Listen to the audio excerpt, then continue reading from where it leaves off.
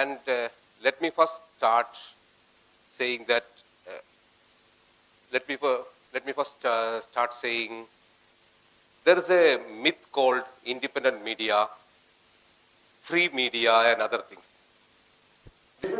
Everybody say the free media, or you accuse the opponent as not independent. I am independent. They are not free. They are with the government. I am with this. These are all basically a myth to the readers or viewers, saying that we are the neat, others are not. When you look at the history, media is basically a tool for propaganda. The person who runs the media has a separate agenda. It might be political, it might be religious.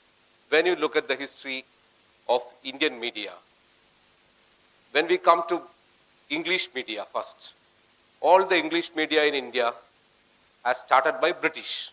Why they started it? Because British soldiers working in India want to know what is happening in their mother country. Basically, it started from obituary, Queen's activities, King's activities. Then slowly, other regional area, especially in my area, Kerala, first the media was started by priests. Why they did it? Because they want to translate the Bible. So there is a religious conversion was there. Then slowly media started booming. Then people's movement started in India. Then so many independence movement started, like some corporates also, businessmen. So some good businessmen also started funding media. Example, Birla started the Hindustan Times. And meanwhile, till our independence, I belong to a paper called Pioneer, which was started by none other than East India Company first, then Times of India by Bennett and Coleman. So during our independence strike, so many media are with the government and some were openly supporting the independence movement. And now when you look at go back to the newspaper's history, you will see very funny things newspapers have written. Times of India has even an editorial asking British, don't leave how these foolish Indians can be governed. So we need always your blessing. So when independence came, Times of India was changed from Bennett and Coleman to Jains. Then Jains were involved in some bank scams. First chairman, Indian chairman of the Times of India went to jail for a bank scam. Second went to jail for a newspaper import fraud. And third has run away from India. And during emergency, then we come to the political power. When Indira Gandhi imposed emergency, before that Times of India was under the control, majority of the shares were under the control of government and especially monitored by the Bombay High Court due to the bank scams. But when emergency came, Indira Gandhi let loose Times of India on a condition you would be good boy. That's why Times of India is always known as Times of Indira.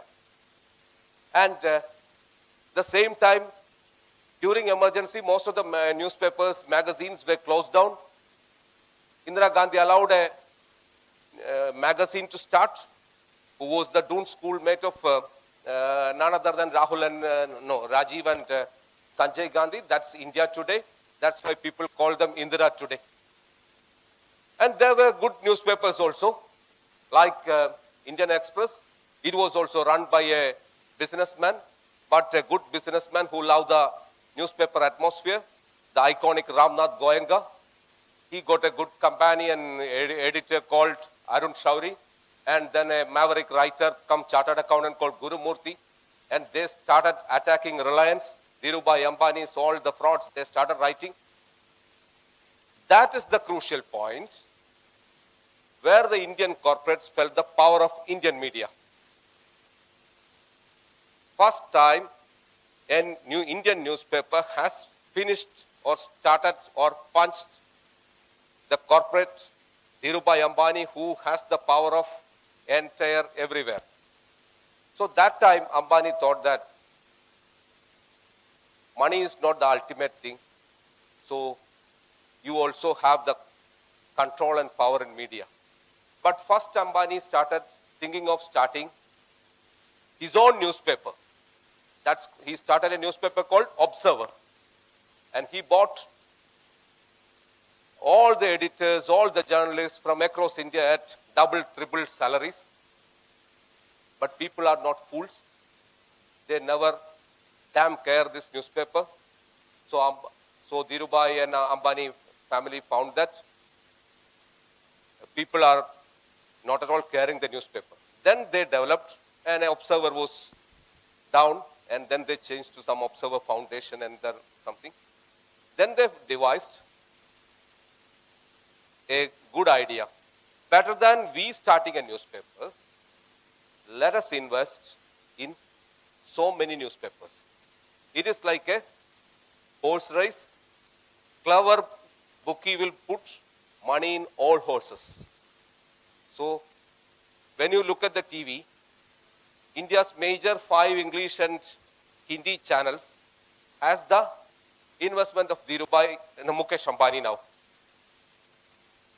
But when you look at the TV, one TV says pro-government, another TV says anti-government, another channel. And everywhere the money is there. This is how best corporate activity. Because political influence is basically on one agenda and one thing, and it is on one company. But corporate has the tentacles everywhere. And they will go to every media, they will book every editor.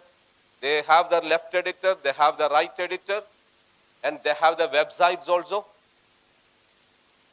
India's one of the best websites, First Post, is owned by Mukesh Ambani. While it was supporting in Delhi election BJP, his channel, directly on channel CNN, IBN was supporting Aam Aadmi Party. So whoever wins, owner has no problem. So this is the way corporates are operating. So this is the same situation where we look at every area. This is not the problem with the Indian media alone. We are still at the nascent stage. Look at one of the older democracies like America. The worst was this Trump versus Hillary Clinton election. And the word prostitute originated from the land of America. Look at the way American media has ran this American election. Media was going everywhere. Most of the media organizations predicted Hillary Clinton is going to win. But people are clever. So what does it mean? Media has gone for propagandist activities. Major newspapers. And I'll tell an example. That's the worst in the world journalism. Newsweek, one of the reputed magazine, 2 days before, they published the new magazine as if Hillary Clinton has won. They put the picture of Hillary, and this lady has given interview as if he has won. But result was with Trump. 20 million copies has gone to the drain. So to my young friends, I have to say, don't believe this world called free media, independent media, and other thing. Everybody, the man who runs or lady who runs has an agenda. And everywhere there is a politics. Whenever you get time, you have to read a book called Good Times, Bad Times. It was a book written by the iconic British editor, Harold Evans. And the book starts with this. One Sunday, 4 p.m., British Prime Minister Margaret Thatcher has no work, no agenda. My new owner, Rupert Murdoch, meeting her, and the agenda of the meeting is change the naughty editor, me.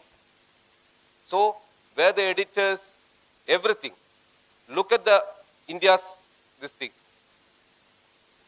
I can tell you India's biggest English newspaper is Times of India. You are all engineering students and you have internet connectivity. I can challenge you.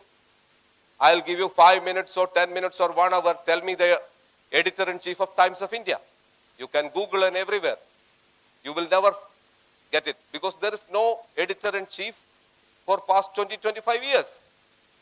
Times of India's last editor-in-chief was Girilal Jain, and when the management changed them. So now the India's biggest English newspaper is running without an editor. This is the way, because newspapers, owner has another thing. They simply say, we are giving you newspaper for 5 or 6 rupees, but the actual cost is 25 rupees. Times of India, one Times of India printing cost is 25 rupees, and they are giving you for 5 rupees. How they manage it? They manage it through the advertisements. So the advertisements control. That's called corporates. And the power of corporates and power of politics is so big, and media is also part, and there is a coextension. And the latest example, the recent 2G scam trial judgment acquitting the scamsters, the power of corporates, the power of politicians. How a small trial court judge can write against the Supreme Court of India and high courts. So that is the power. So you don't, I am not telling these things to embarrass you or giving you a negative feeling. And now your generation is more lucky than our generation, because now technology is there. Earlier days, only monopoly. It was monopoly. Media was telling you it's a unilateral talk or monologue.